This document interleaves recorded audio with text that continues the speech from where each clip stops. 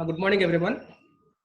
Today we'll be talking about projection of prisms. Okay, under the topic projection of solids. So the problem goes like this: the problem on prisms, projection of solids with axis inclined to both HP and VP. This is the problem definition. You have to note this particular point, that is beta angle problem. It is a beta angle problem. Generally, all these days you have done without beta angle problem, but today you'll be talking about with the beta angle problem. So I've taken this problem, a pentagonal prism of base side 25 mm and axis 60 mm, and is resting on HP on one of its base corners. It can rest on edge or it can rest on base corner. So what I've done is I've taken corner condition this time. You can do it with base edge condition also. So what you have to do is draw the projection of the prism when the axis is inclined to at 40 degrees to HP and at 40 degrees to VP. If you see this problem definition here, axis, only the axis of the pentagonal prism is inclined at 40 degrees to HP and inclined at 40 degrees to VP. The angles may differ, but axis is inclined to both HP and VP. So keep in your mind, when axis is inclined to both HP and VP, then only you need to take beta angle. If it is base edge inclination, you need not take beta angle. So when axis, only axis is inclined to inclination with respect to HP and inclination with respect to VP, you need to take beta angle. So let me start with the first method. First method with corner condition, right hand position is the first condition. So what will I do is I draw a line with angle 36 degrees on either sides. I'll draw two lines of 25 mm, 36 each side and 36 that side. So that will become a corner condition towards the right hand position. This is left side and this is right side. So I've taken right hand position. This is first method. 30-degree angle line, 25 mm length, 30 degrees angle line, 25 mm length.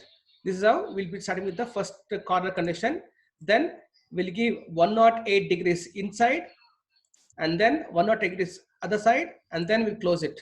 So this is a first method of drawing pentagonal pyramid, sorry, a prism with corner condition. Okay, this is corner condition to draw pentagonal base edge. The second method is, you can see the same concept, corner condition with right hand position only. What we do is either we take left hand side and start with the right hand coming to the right hand position. So first draw 25 mm length line, then same 108 degrees on either sides so that we can get a pentagon this way. So 108 on all the internal angles to draw pentagon. This is how we can draw with this side being inclined at 30 degrees on either sides with respect to corner. Same problem we can draw either starting with corner condition or with edge condition. This is the second method of getting corner condition process. So I hope you understood. So what we do is we'll go ahead. So this is already you've done, so I'm not going to spend more time on this.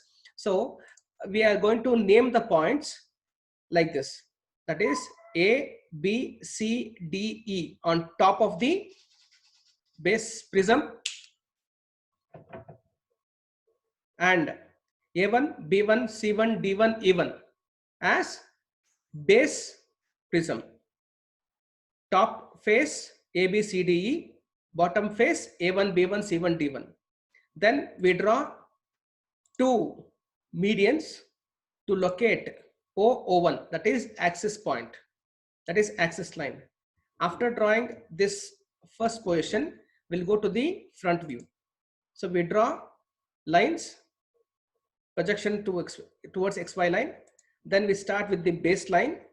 Then we draw 60 mm length of the axis length, and then we complete drawing a rectangle this way with axis line which is seen visibly Here B1 is seen, D is not seen, E is not seen, A is seen, C is seen.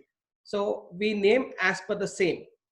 A1 dash, B1 dash, C1 dash is seen, D1 dash, E1 dash is not seen. A dash, B dash, C dash is seen, D dash, E dash is not seen. This is how we draw the front view. This is already drawn. Now with HP inclination, we need to go for HP inclination. So make sure that we give HP inclination with the one of the base edges, sorry, slant, sorry, what's called as rectangular edges. This is C1. C dash, C1 dash is the side edge, which is parallel to axis line. So instead of giving axis line inclination, we give to this particular edge. This is how we locate the C1, C dash and C1 dash. And then we draw perpendicular line. That is nothing but A1 dash to C1 dash, which is perpendicular to C dash to C1 dash, perpendicular. Then we complete the diagram by drawing the rectangle and the edges and the axis line. So here in this particular figure, we have given axis inclination. Before that, we have given base inclination. Here you can see one of the rectangular faces inclined at 40 degrees. Now in this slide, we are showing the axis inclination. This is how we have to show. This should not be shown. Only for your reference, I have shown that. So this is axis inclination with respect to 40 degrees, that too with HP inclination.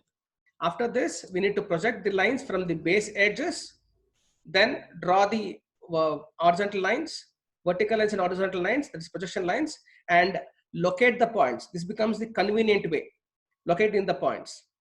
Okay, A1, B1, C1, D1, even you can locate it. Similarly, you can locate the top portion of the prism, and you can also locate the lines. A1, B1, C1, D1, E1. This is how we can also locate. These are the points to be located. After you locate the points, this is very, very important. If you miss this point positioning, then you may not get proper drawing. Because locating A1, that is, say for example, E1 is here. If you locate E1 here, this point, it will be a wrong one. So locating the points where they're crisscrossing, that is very, very essential. After you locate the points, very, very important, then we apply visibility rule. Okay, we apply visibility rule. First visibility rule we apply. What is the first visibility rule? Joining all the outermost points, corners by visible line. So how do you do it? This is how we do it. So I'll start with A1 to B1, B1 to B, B to C, C to D, D to D1, D1 to E1, and last I join E1 to A1. This is the outermost corners joined by visible lines. That is visibility rule first. Then second visibility rule, you can see here. Here is the observer, and the top portion nearer to the observer is visible. Okay, top portion near to the observer is visible. So after what we do is we project it, right? So this portion is near to the observer, this portion. So that is visible. So in this top of view, E, A, C1, these are the 3 points which are inside the boundary. And here A dash, E dash is near to the observer. A dash, E dash is near to the observer. A, E in the top of view are inside the boundary. Then the 3 lines passing by those points are visible lines. Let me start with A, A1, then A to B, then A to E. That is 3 lines passing by the A point. Similarly, E point. E to A, 1 line is drawn. E to D is 1 line is drawn, and then E to E1 is 1 more line drawn. This is how we draw the visibility rule. If the points A dash, E dash is near to the observer in the front view, E and A are inside the boundary conditions of this particular top of view, then we draw visible lines. Similarly, we need to draw hidden lines. So C1 is here, that is inside the boundary, and C1 dash in the front view is away from the observer. This line is away from the observer, and C1 is inside the boundary. So away from the observer, inside the boundary means hidden lines. So we draw C1 to B1, C1 to D1, C1 to C. This is the hidden line visibility rule drawn. Now, after you draw the top view, apparent top view, you need to draw the axis line also. So draw axis line from O to O1, O to O1. This we have already drawn in the earlier problems. Now this is a beta angle problem. So till this particular position, everything is same. After this position, there'll be some changes. So what are the changes? What we have to do is the first step is we need to measure the axis length here. This axis length you have to measure, that is approximately, not approximately, exactly 45.96. This axis length, apparent axis length is 45.96.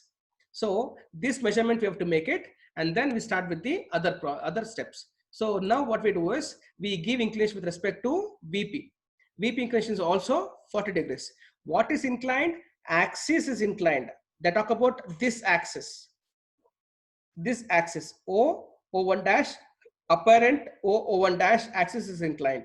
So what the steps for drawing beta angle is, first you have to measure the axis inclination, true axis inclination, that is 60 mm, and locate it on this line, angle at 40 degree angle line.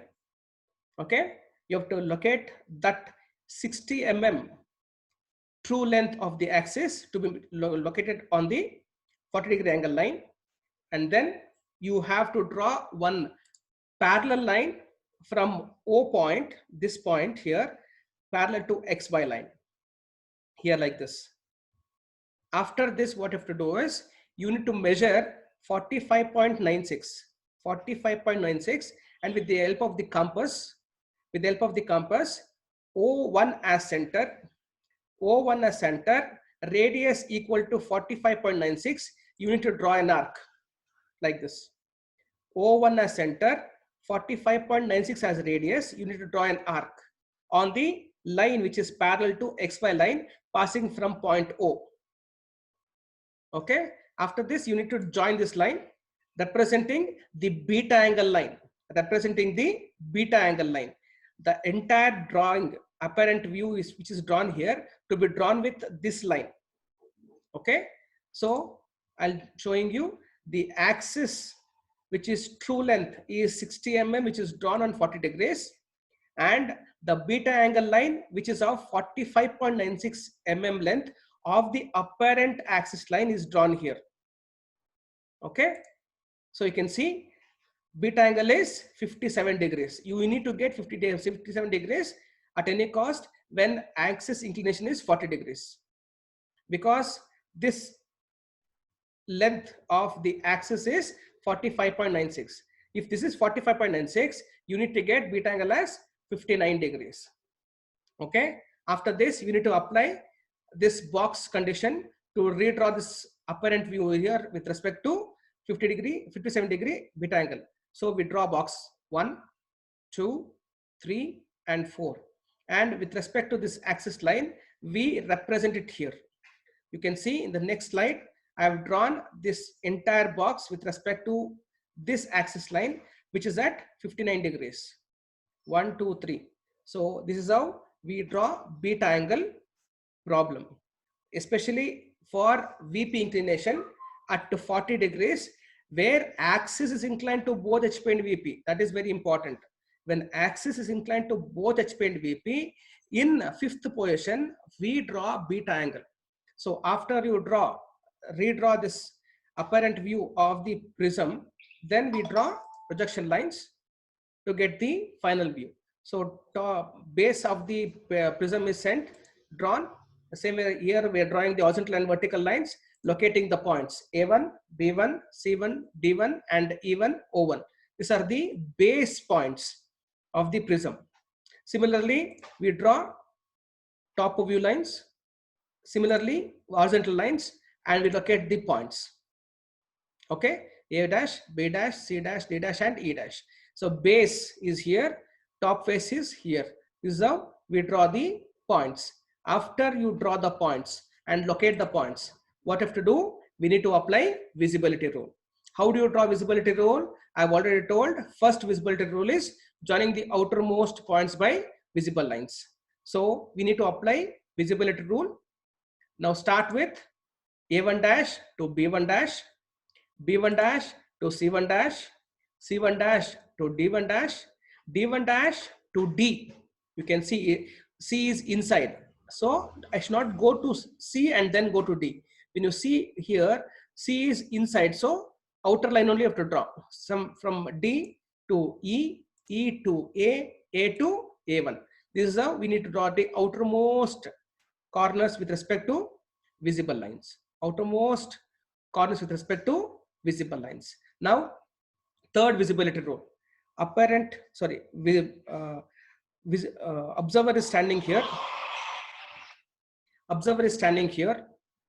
You can see observer is here, seeing in the front view. Observer is standing and seeing the front view. So front portion near to the observer. Front portion near to the observer is visible.